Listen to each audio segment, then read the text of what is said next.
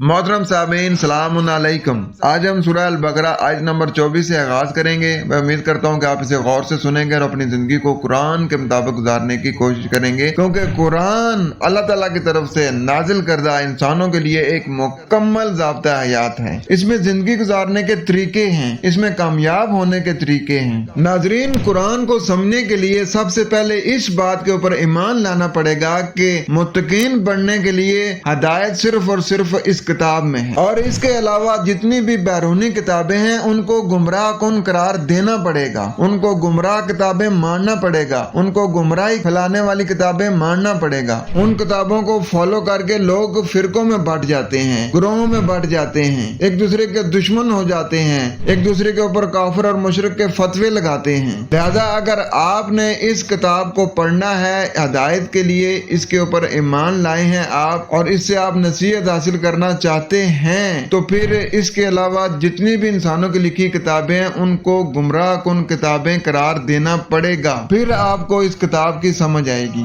नाजरीन, जो लोग खारजी किताबें, इंसानों की लिखी हुई किताबों को पढ़ के और फिर कुरान को पढ़ते हैं, उनके पास हदायत नहीं होती, उनके पास गुमराही होती है। नाजरीन, अगर आपने मुत्तकीन बनना है तो इसी किताब से हदायत लेनी पड़ेगी। अगर आपने इस किताब के अलावा इंसानों की लिखी किताबों से हदायत ली तो आप गुमराह हो जाएंगे, और अगर आप गुमराह हो जाएंगे तो फिर दुनिया फसाद से भर जाएगी।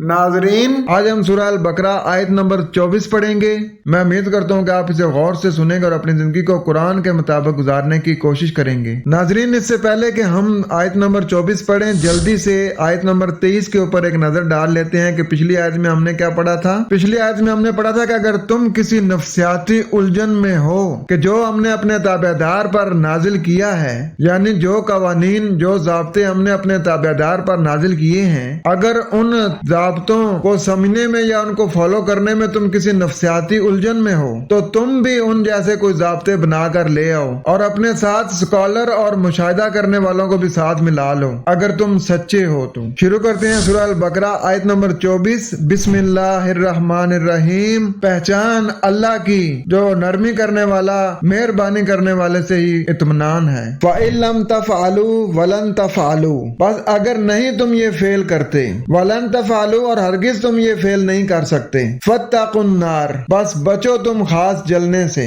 अल्लती, वो जो के, वक़ूदुहन नासु वल हिजारा, ऐसे लोग जो पत्थरों की तरह रुकावट बन जाते हैं अल्लाह की राह में। और ये जो पत्थरों की तरह लोग होते हैं ना, जो अल्लाह की राह में रुकावट बनते हैं, ये लोग खास जलने में जाएंगे। उइद्दत लिल काफिरीन, ये तैयार किया गया है इनकार करने वालों के लिए, यानी इसमें जलना तैयार किया गया है उन लोगों के लिए जो इनकार करने वाले हैं, जो पत्थरों की तरह सख्त चट्टान होकर अल्लाह ताला के दीन के रास्ते में आ जाते हैं और हटने का नाम तक नहीं लेते। यानी अगर तुम ना कर सको और हरगिज ना कर सकोगे तो फिर बचो इस आग से जिसका ईंधन आम लोग और तुम्हारे सरकश लीडर, वो जो पत्थरों की तरह सख्त होकर इस्लाम के रास्ते में खड़े हो जाते हैं, इन्हीं इनकार करने वालों के लिए ये आग तैयार की गई है। अल हजारा था से अरफी मादा है जीम रे, हाजारा के मानी मना करना, रोकना है, जो शहर रोकने का सबब बने, हाजरुन कहलाएगी। अल हजारता हिजर की जमा है, इससे मुराद पत्थर दिल काफिर सरदार और लीडर हैं जो इंसानों को हिदायत से रोकने का सबब बनते हैं। रोकने वाले और उनके कहने पर रुकने वाले दोनों इनकारी हैं। ये जहन्नम इन इनकार करने वालों के लिए तैयार की गई है। पत्थर काफिर नहीं होते और ना ही कुरानी अंजार पत्थरों के लिए है। ये अंजार हर ग्रोह के लीडर और उसके मुतहद इंसानों के लिए है। लिहाजा काफिर लीडर और उनकी इत्तबा करने वाले लोग जहन्नम रसद होंगे। पिछली आयत में देखे ना, अल्लाह ताला ने चैलेंज दिया था ना, तो अल्लाह ताला की जात फरमा रही है कि लेकिन अगर तुमने हमारे चैलेंज को कबूल ना किया और हम बताए देते हैं कि तुम उसे हरगिज कबूल नहीं करोगे और अक्ल और बसीरत की रूह से बात समझने की कोशिश ना की, बल्कि अपने मुखालफत में अंधाधुन आगे बढ़ते गए और हक के रास्ते में रोक बनकर खड़े हो गए, तो इसका नतीजा वो तबाहियां, वो बर्बादियां का जहन्नम होगा जिसमें तुम्हारे अवाम और اور خاص اور چلاک لیڈر اور ان کے ماننے والے سب اپنی دولت و حشمت کے ساتھ جا گریں گے، خواہ یہ جنگ کی صورت میں ہو جس کی آگ انسانوں کے ہاتھوں سے آلات حرب و ضرب کے ذریعے بھڑکائی جاتی ہے، اور خواہ غلط نظام زندگی کے تباہ کن انجام کی شکل میں ہو۔ بہرحال یہ وہ جہنم ہے جو صحیح ضابطۂ زندگی سے انکار اور سرکشی برتنے والوں کے اعمال نے ان کے لیے تیار کر رکھی ہے۔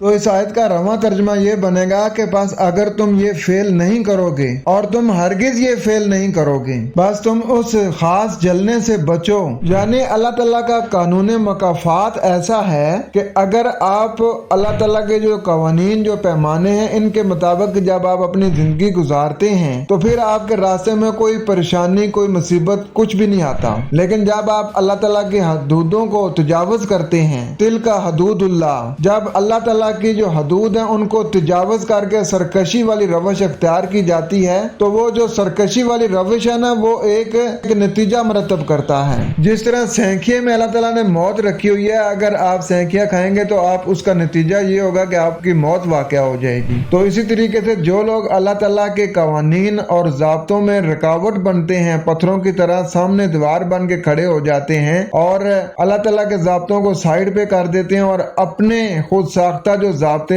بناتے ہیں وہ ان کے مطابق اپنی زندگی خود بھی گزارتے ہیں اور لوگوں کو بھی ان ضابطوں کے پیچھے لگاتے ہیں، تو ان ضابطوں کا جو نتیجہ ہے وہ تو مرتب ہو کے رہے گا، اور اللہ تعالیٰ نے اس کا نتیجہ آگ رکھی ہوئی ہے کہ وہ پھر آگ میں جانا ہوگا۔ تو یہ جو غلط کام کے غلط جو نتائج نکلتے ہیں نا، وہ آگ کی صورت میں یہ اللہ تعالیٰ نے ان کے لیے تیار کر کے رکھی ہوئی ہے۔ اللہ تعالیٰ قانون دیتا ہے، ضابطے دیتا ہے، اگر اللہ تعالیٰ کے قانون اور ضابطوں کی وائلیشن کی جاتی ہے تو اس کا جو نتیجہ ہے نا وہ یہ ہے کہ پھر تمہیں آگ میں جلنا پڑے گا، اور وہ آگ کسی بھی قسم کی ہو سکتی ہے، چاہے تو اللہ تعالیٰ تمہارے اوپر کوئی تمہارے سے بڑا ظالم مسلط کر دے، اور چاہے تو ایسے حالات پیدا کر دے کہ جن حالات میں تم جلتے ہی رہو، اور کبھی کبھی تو آپ کے گھر میں اولاد بھی ایسی پیدا ہو جاتی ہے کہ جس سے آپ کی جو زندگی ہوتی ہے وہ جہنم بن جاتی ہے۔ تو سمجھ آئیے آپ کو کہ اللہ تعالیٰ کے قانون کے تحت، قانون مکافات کے تحت وہ پھر آگ بندے کے لیے تیار ہو جاتی ہے۔ قرآن کے مطابق اگر آپ اپنی زندگی گزاریں گے تو آپ کی زندگی جنت بن جائے گی، یہ دنیا بھی اور آخرت بھی۔ اپنا خیال رکھیں، کوشش کریں کہ آپ کی آنکھوں سے، آپ کی باتوں سے، آپ کے ہاتھوں سے لوگ محفوظ رہیں۔